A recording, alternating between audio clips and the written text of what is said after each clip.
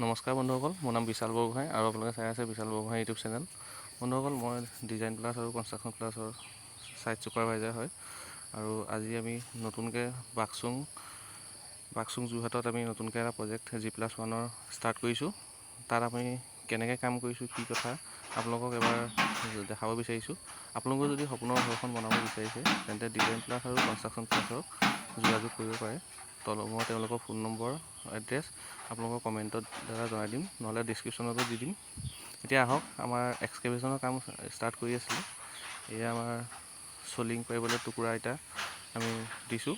টুকুৰা ইটাৰ ওপৰত 1 ইঞ্চি 2 ইঞ্চি PCC কৰি আমি ফুটিং কৰিম।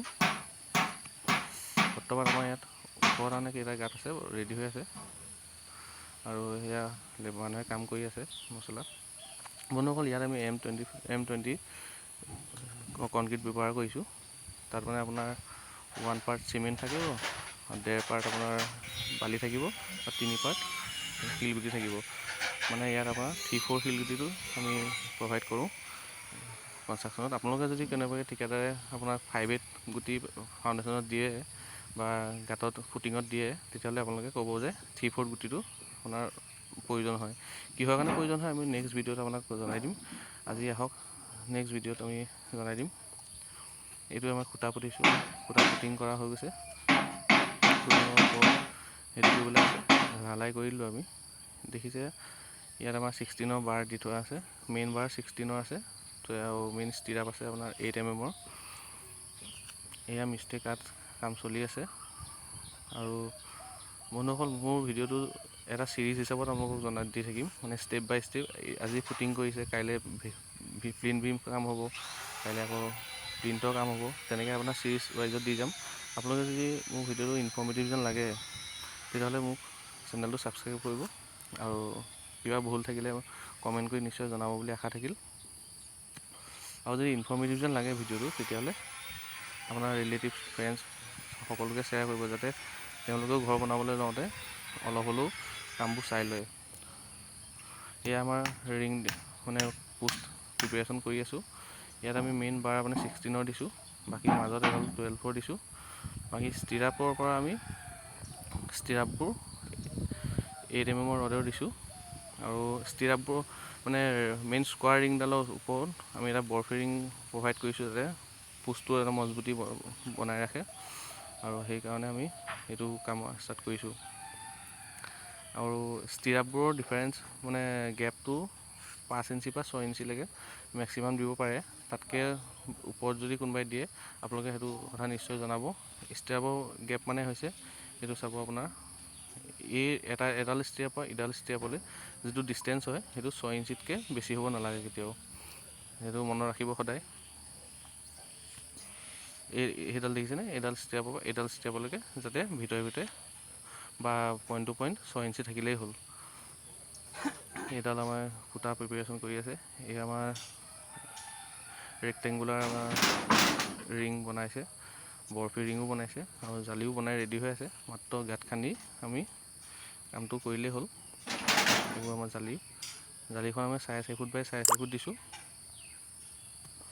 গাঁতটো আমাৰ 5x5 হৈছে। বন্ধুসকল, আপোনালোকে যদি বনাব বিচাৰে ঘৰ, এয়া চিমেণ্ট আমি ষ্টাৰ চিমেণ্ট ইউজ কৰিছোঁ, কিন্তু এতিয়া ক্লাইণ্টে আমাক ডালমিয়া চিমেণ্ট ইউজ কৰিবলৈ কৈছে। একেই হয়, ফুটিঙত আমাৰ কলম ফুটিঙত আপোনাৰ ষ্টাৰ চিমেণ্টে আমি প্ৰভাইড কৰোঁ বেছিকৈ, কিন্তু ডালমিয়া চিমেণ্ট ব্যৱহাৰ কৰিবলৈ কৈছে যেতিয়া নেক্সট আমি ডালমিয়া চিমেণ্ট ব্যৱহাৰ কৰিম। 3-4 গুটিটো এইটো দেখিছেনে, এইটো 3-4 গুটি হয়। এইটো আমাক দিব লাগে ফুটিঙত।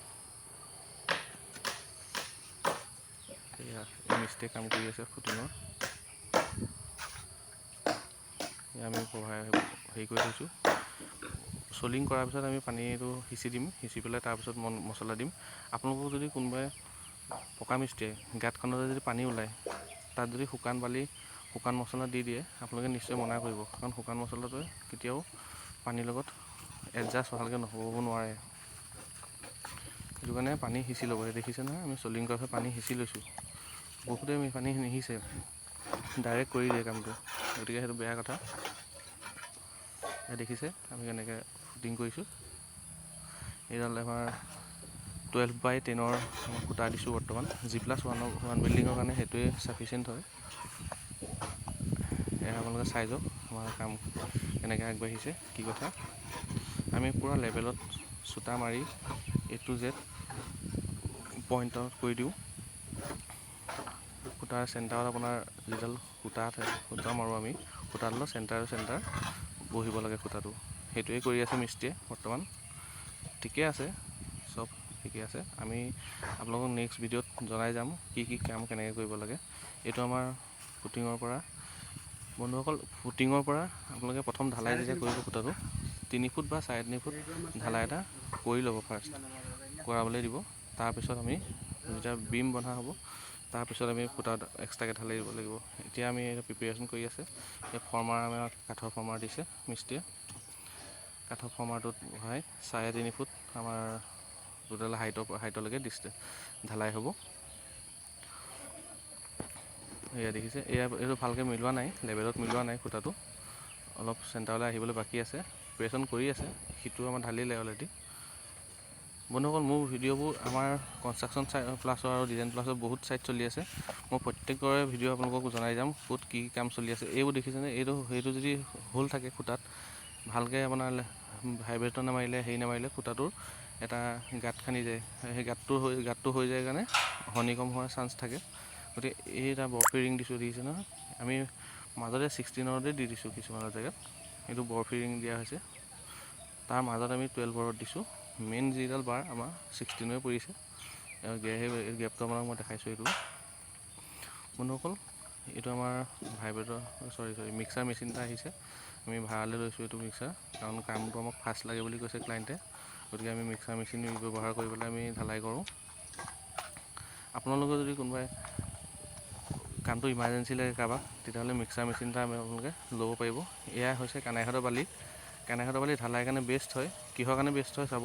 এতিয়া বালিটো দানাটো মোটা থাকে আৰু লগতে সৰু সৰু শিলগুটি ইয়াত আমি পোৱা যায় মানে কানাইঘাটৰ বালিত। সেইকাৰণে এইটো 3-4 শিল। 3-4 শিলটো আপোনালোকে যেতিয়া ফুটিং কৰিব কেতিয়াও বোকাত ইউজ নকৰিব।